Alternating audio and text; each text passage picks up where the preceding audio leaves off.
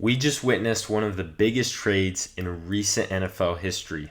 The Dallas Cowboys have just traded the face of their franchise, Micah Parsons, to the Green Bay Packers. In return, the Cowboys get 2 first-round picks and veteran defensive tackle Kenny Clark. And if that wasn't shocking enough, the Packers immediately signed Parsons to a 4-year, $188 million deal, making him the highest paid non-quarterback in league history. This is a trade that completely changes the landscape of the entire NFC. It immediately elevates Green Bay into the upper echelon of contenders in the conference. And for Dallas, they're left with more questions than answers for the future. Let's break down what this means for both teams. Micah Parsons has been nothing short of a generational talent since entering the league. Last season, Parsons recorded 75 total pressures, which ranked 5th most in the NFL according to NFL Pro, and he did it in 4 less games than everyone ahead of him. His pass rush win rate was 20.2%, second only to Myles Garrett and ahead of guys like Nick Bosa and Max Crosby. Over the last 3 seasons, Parsons has racked up 39.5 sacks, ranking 3rd in the NFL behind only Myles Garrett and Trey Hendrickson. Even more impressive, he's done this while playing 2 fewer games than both of them. That's sustained elite production at arguably the most valuable non-quarterback position in football. And Parsons' ability to win in so many ways makes him incredibly versatile. He's known primarily for his speed rush, but he has also mastered an inside counter and has a lethal swim move that makes him a mismatch to almost any offensive tackle in the league. At just 26 years old, he's entering his prime and is already a 3-time All-Pro. This extension locks him in as a cornerstone of Green Bay's defense for years. His game-wrecking ability combined with his age makes Parsons one of the most valuable players in football. Now, obviously, we all know Micah is a great player in his own right. But why was this even worth it for the Packers? Especially when you consider the cost of the 2 first-rounders, a quality player, and the massive contract that looks like it's straight out of video game. The Packers were already a very good football team last season. They ranked top 10 overall in both offense and defense. 5th in yards, 8th in points, 5th in yards allowed, and 6th in points allowed. They finished 11-6, but the weird part is they went 1-5 in division games and 10-1 against everyone else. That tells you something important. Green Bay was good enough to beat almost anyone, but they lacked that superstar punch to dominate the teams that mattered most in their own division. When you compared the Packers roster and depth to the Lions or the Vikings, it was honestly pretty similar. But then you look at some of the stars on their teams. For the Lions, you have an elite offensive tackle, wide receiver, and edge rusher when he's healthy. And the Vikings are similar. They have arguably the best receiver in football, with a superstar left tackle before he got hurt, and a pass rush that rivals any team in the league. Now take a look at the Packers. Their best offensive player, running back, Josh Jacobs. Their best defensive player, safety, Xavier McKinney. Both great players, but not at premium positions. Meanwhile, their pass rush was middle of the pack last season.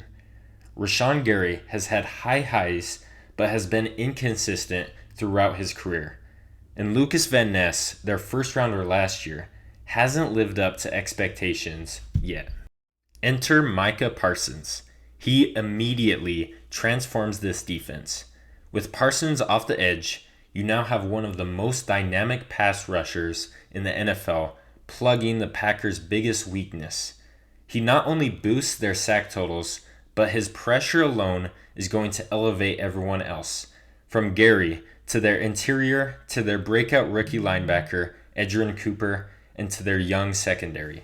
Now, the X factor becomes rookie wide receiver Matthew Golden, their first-round pick. Golden has elite speed, running 4.29 in the 40, and is a polished route runner. But the question is whether he can develop into a true number one receiver, something Green Bay hasn't had since Devontae Adams. If Golden hits, this offense could be scary alongside Jaden Reed, Tucker Kraft, and company.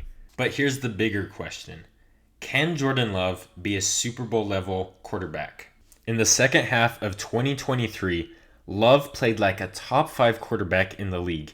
He almost led the Packers to an upset of the eventual NFC champion 49ers in the playoffs. But in 2024, he regressed. Inconsistent, reckless at times, and maybe even held this roster back. Now with Parsons, the defense could carry them to being a top team. But can Love elevate his play when it matters the most? If Love returns to that late 2023 form, the Packers might be unstoppable. If he doesn't, Parsons alone won't be enough.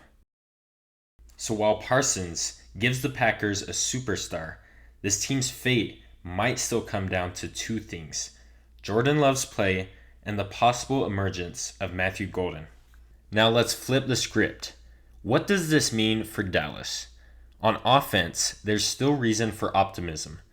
Dak Prescott has to bounce back, but he's got one of the best wide receiver duos in the league with CeeDee Lamb and new addition George Pickens. Their offensive line is young, talented, and if they can gel quickly, this could still be a top 10 offense. But the defense is now a problem. Even with Parsons last year, this group had holes. Without him, they could be one of the worst defenses in the league, and that's saying it lightly. The pass rush has taken the biggest hit. DeMarcus Lawrence already left, and with Parsons gone too, there's no one left to consistently pressure the quarterback.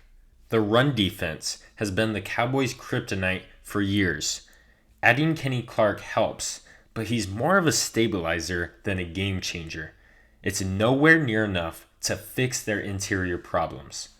Now we get to linebacker, which the Cowboys have flat out ignored upgrading, and year to year, it's been one of the weakest groups in the entire NFL.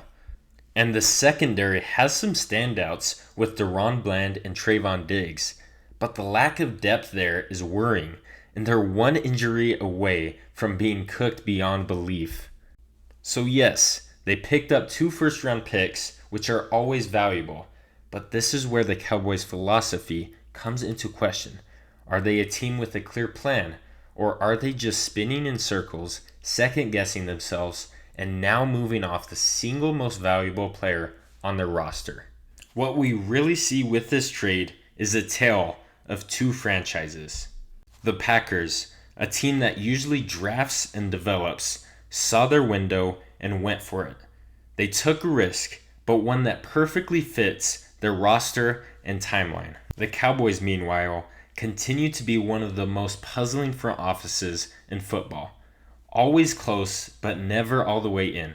Instead of building around Parsons, they've traded him away and left themselves with more questions than answers.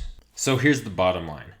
Green Bay just added a top 10 player in football to an already deep roster. They are clear NFC contenders now. Now Dallas, they may have gained picks, but they continue to struggle to find their identity.